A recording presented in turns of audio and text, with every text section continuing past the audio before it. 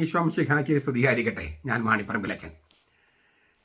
നമ്മൾ കുർബാനയെക്കുറിച്ചുള്ള പൊതുനിർദ്ദേശങ്ങളിൽ 6 നമ്മൾ ഇന്നലെ കണ്ടു. 7ാമത്തെ നമുക്ക് എങ്ങനെയാണ്? വിശുദ്ധ കുർബാന അർപ്പണക്രമം ഇപ്രകാരമാണ്. കുർബാനയുടെ ആരംഭം മുതൽ മധുബക പ്രവേശന പ്രാർത്ഥന വരെയുള്ള ഭാഗം ജനാഭിമുഖമായും, കൂതാശക്രമം അഥവാ അനാഫറ ഭാഗത്തിന് ആരംഭം മുതൽ വിശുദ്ധ കുർബാന സ്വീകരണം വരെയുള്ള ഭാഗം ബലിപീഠത്തിന് അഭിമുഖമായും, വിശുദ്ധ കുർബാന സ്വീകരണത്തിന് ശേഷമുള്ള ഭാഗം ജനാഭിമുഖമായും അർപ്പിക്കുന്നു.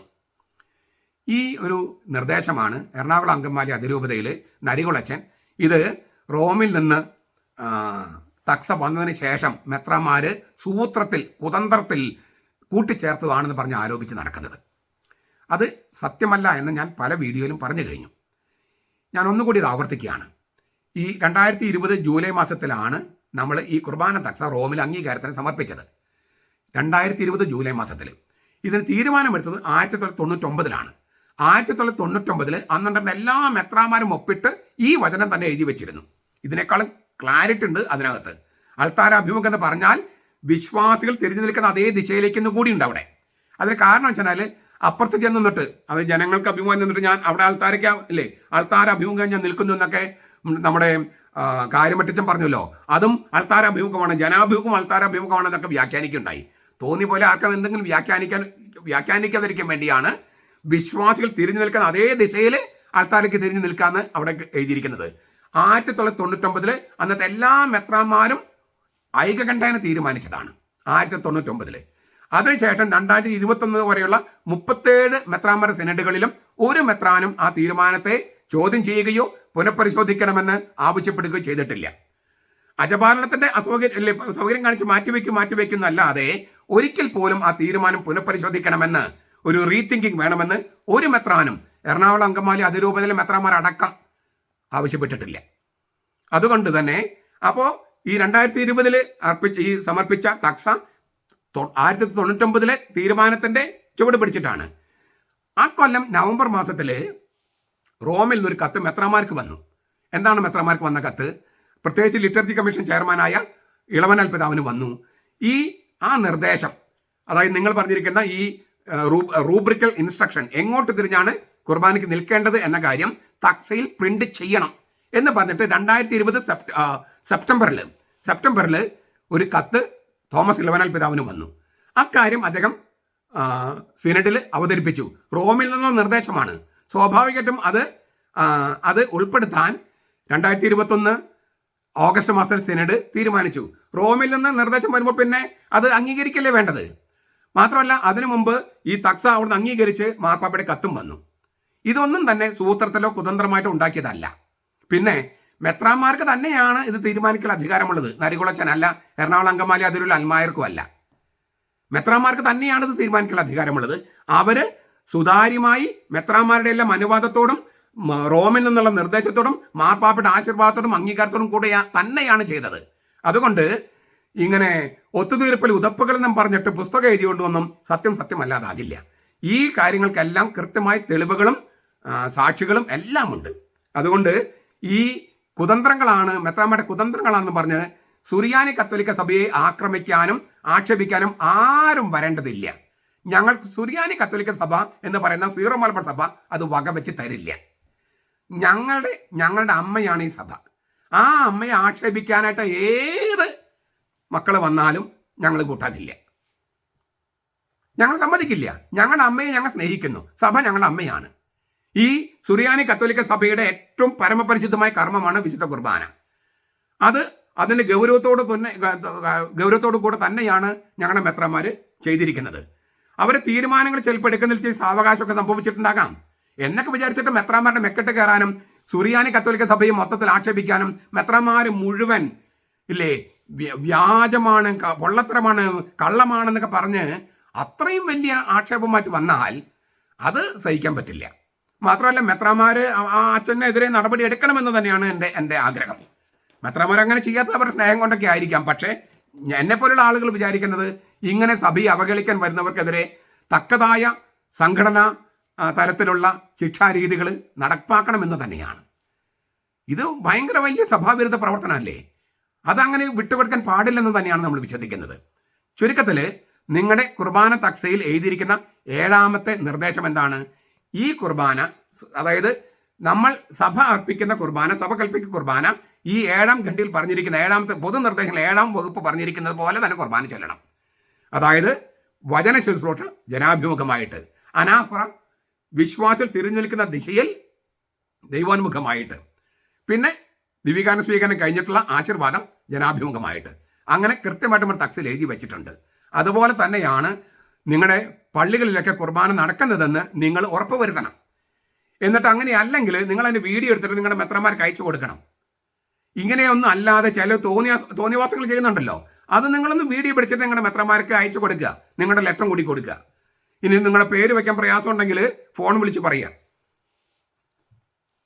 നമുക്ക് എല്ലാവർക്കും ഉത്തരവാദിത്വം ഉണ്ടല്ലോ.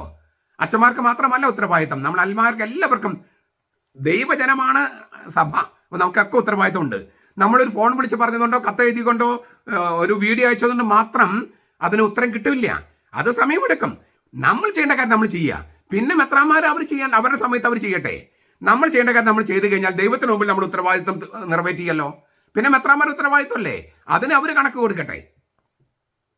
8ാമത്തെ നിർദ്ദേശം, ബലിപീഠത്തേക്ക് നോക്കി നിൽക്കുന്ന ആരാധന സമൂഹത്തിന്റെ വലത്ത് ഇടത്ത് എന്ന അർത്ഥത്തിലാണ് ഈ കുർബാന പുസ്തകത്തിലെ തക്സയിലെ ക്രമവിധികളിൽ വലത്ത് ഇടത്ത് എന്ന പ്രയോഗങ്ങൾ മനസ്സിലാക്കേണ്ടത്. ബലിപീഠത്തേക്ക് നോക്കി നിൽക്കുന്ന ആരാധന സമൂഹത്തിന്റെ വലത്ത് ഇടത്ത്. ഇപ്പൊ ഞാൻ പറയുമ്പോൾ ഞാൻ വലത്ത് എന്ന് കാണിച്ചിട്ട് എൻ്റെ വലത്തെ കാണിച്ചത്, പക്ഷെ നിങ്ങൾ ഇടത്ത കണ്ടത്.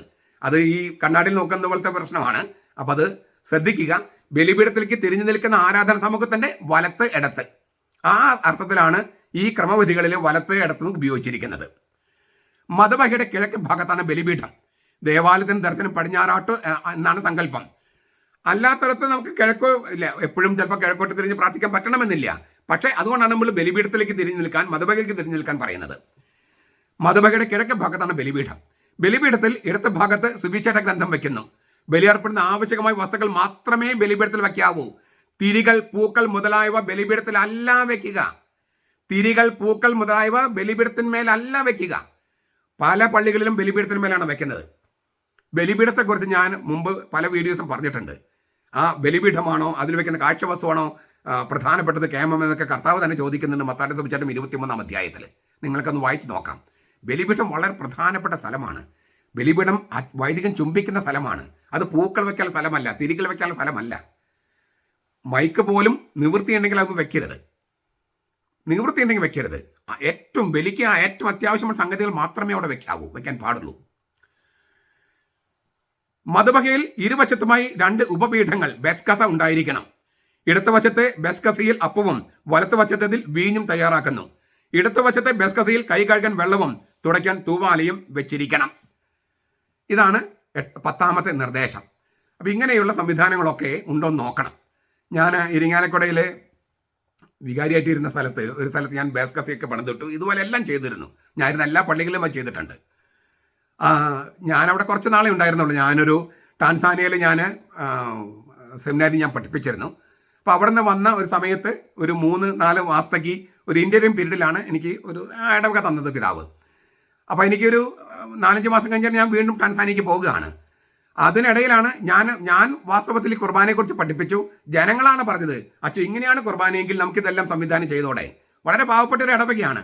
അപ്പം ഞാൻ എന്ത് ചെയ്തു, അവർ തന്നെ പറഞ്ഞപ്പോൾ എന്നാൽ ശരി നമുക്ക് ചെയ്യാമെന്ന് പറഞ്ഞ് ഞാനെല്ലാം സംവിധാനം ചെയ്തു. ഞാൻ 5 മാസം കഴിഞ്ഞ് പോയി. പിന്നാലെ ഒരു അച്ഛൻ വന്നു. ആ അച്ഛൻ ഈ സംഗതികൾ പൊളിച്ചു കളഞ്ഞു. ഒന്ന് മാറ്റിയിടുകയല്ല ചെയ്തത്, അതെല്ലാം പൊളിച്ചു കളഞ്ഞു. ബേസ്കസ അടക്കമുള്ളത് വളരെ മനോഹരമായ ബേസ്കസയായിരുന്നു. അതുപോലെ തന്നെ വളരെ മനോഹരമായിരുന്നു അതിൻ്റെ ഈ വചനപീഠങ്ങളൊക്കെ. പക്ഷെ അതെല്ലാം അദ്ദേഹം തകർത്ത് പൊളിച്ചു കളഞ്ഞു.